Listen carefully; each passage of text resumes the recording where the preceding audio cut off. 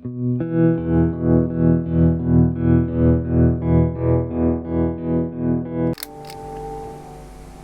murs aux fenêtres fermées, que cachent-ils?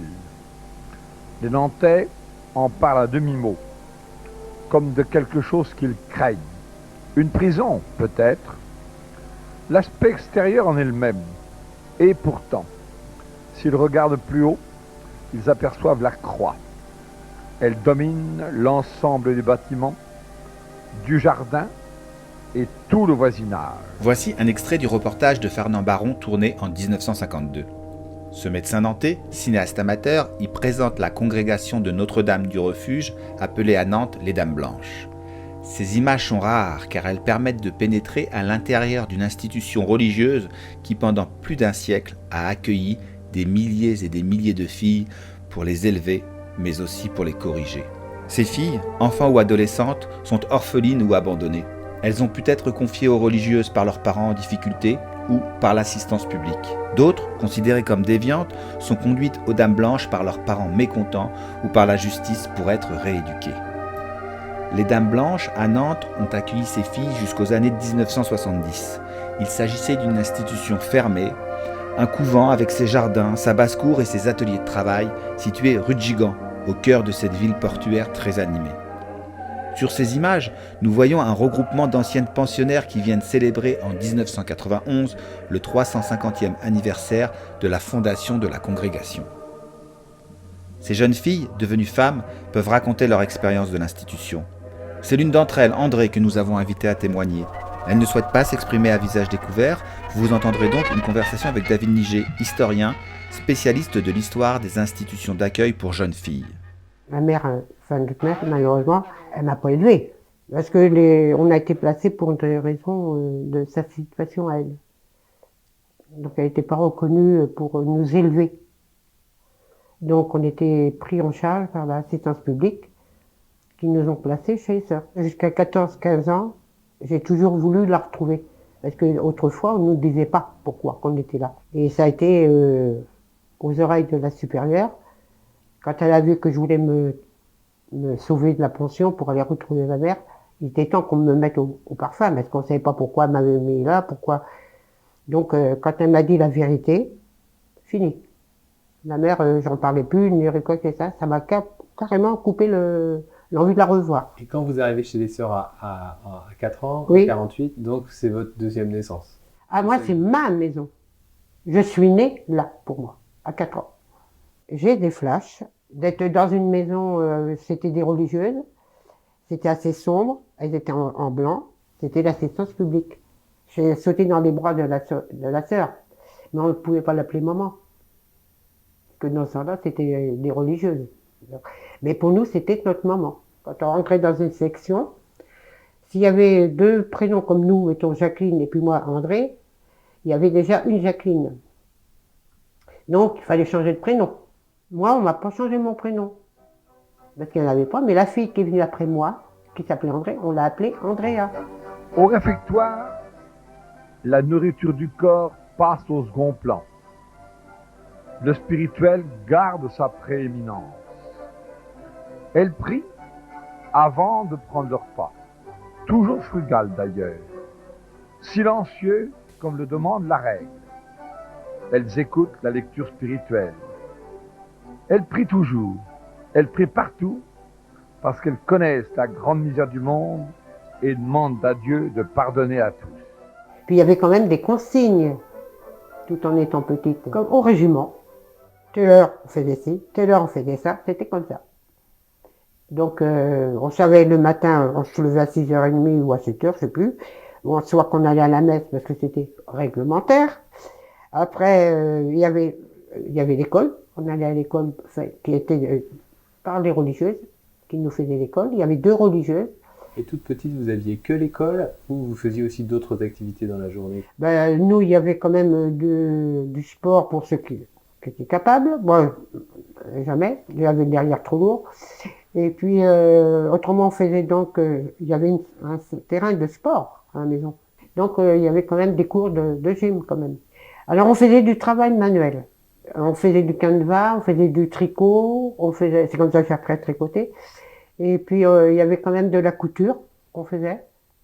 On nous a appris à faire les ourlets, à faire la broderie, du canevas. Il y avait des livres? Alors là, je ne sais pas si on avait je pense pas qu'il y avait une bibliothèque. Non, c'était une personne qui lisait. Soit quand on était à table, là, il y avait quelqu'un qui faisait une page de lecture, ou une maîtresse, parce qu'on appelait ça une religieuse, qui nous faisait la lecture aussi. Donc là, il fallait se taire.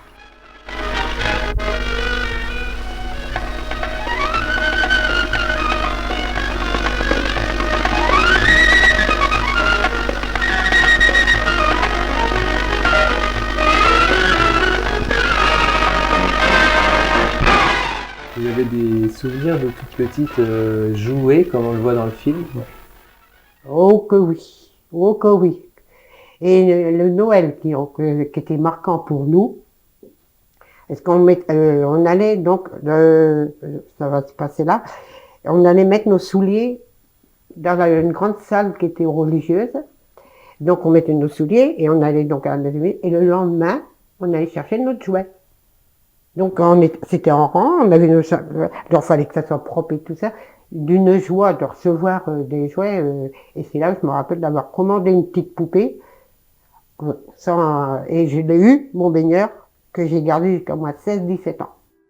Leur austérité n'est pas insensibilité.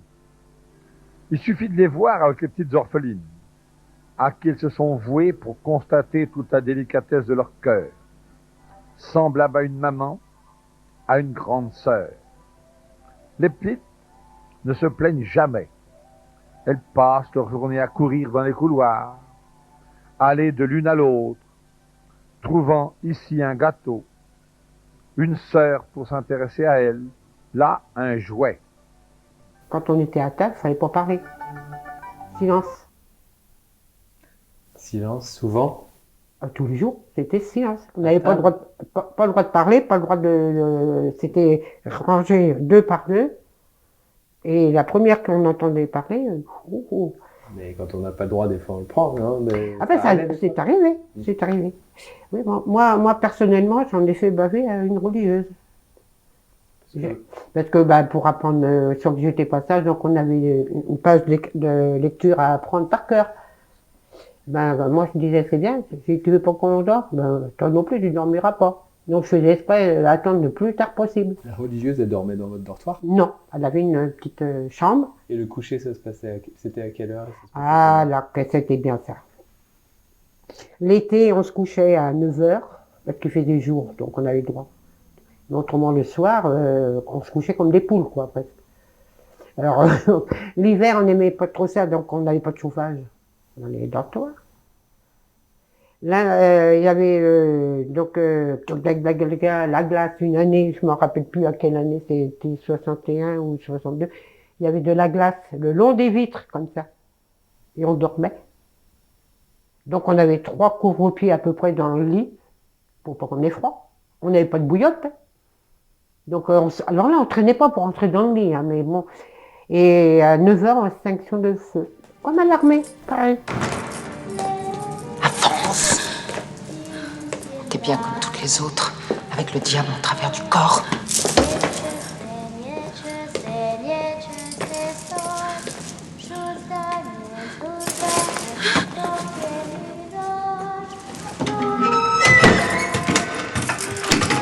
Il y avait des cellules.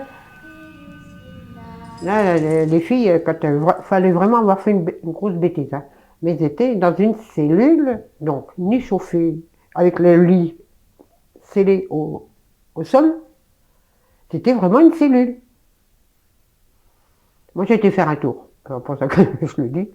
Mais Qu'est-ce que vous aviez fait? parce que j'avais pas voulu obéir à une religieuse. Et c'est ma frangine qui m'a mis en cellule. Elle s'en souvient. Je lui ai dit, je me rappelle, elle m'avait mis par l'épaule, et elle me dit, c'est pas pour... J'ai dit, mais si, je me rappelle de ça. Alors, il y a des fois, je suis en veux, des fois. Pourquoi c'est elle qui vous a mis en cellule? Parce qu'elle était responsable d'un secteur, donc c'était elle qui prenait qui commandait, quoi. Voilà. J'ai vécu. J'ai vu des choses que je ne dirai pas, bien sûr. C'est même Maintenant et à l'heure de impensable. notre Mais bon, mort. là, ça, Amen. je ne le dis pas.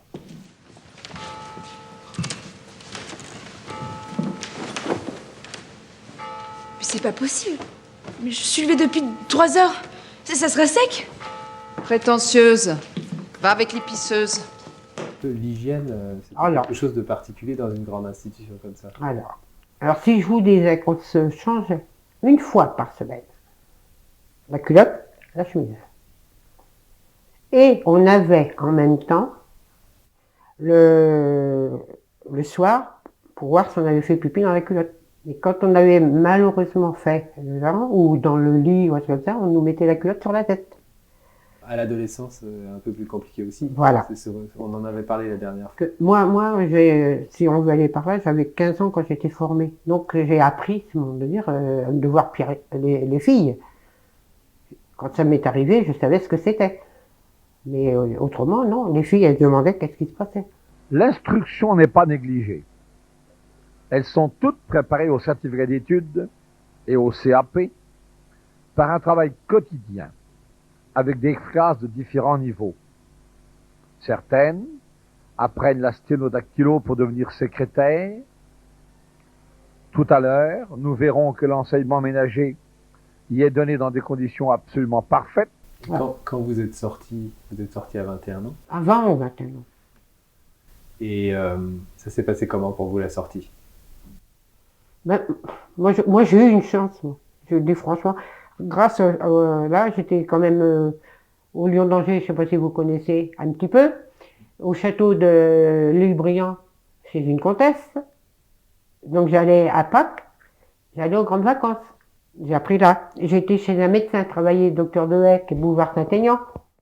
Ils m'ont envoyé à Angers chez un avocat, travailler, toujours employé de maison, hein, tout le temps. Donc j'ai connu la vie du dehors. Cap et chapeau melon.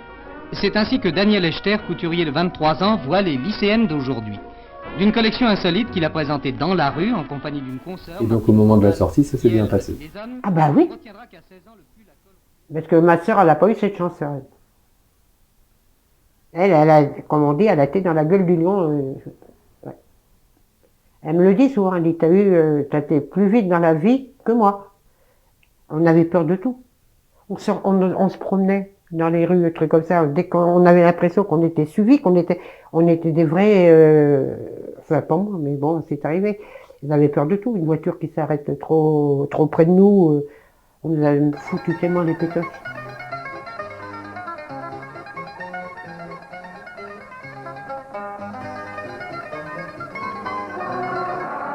Même étant mariée, j'ai toujours continué à aller chez les sœurs, avec mon mari, avec les enfants. J'ai toujours été tout le temps. Je les ai jamais laissés. La preuve, quand je me suis mariée, c'est les sœurs qui m'ont habillée. J'ai pas eu droit à ma robe blanche parce que j'avais eu ma fille.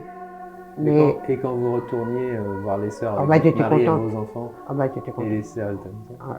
Moi, c'est ma maison, ils m'ont dit, tu peux venir quand tu veux.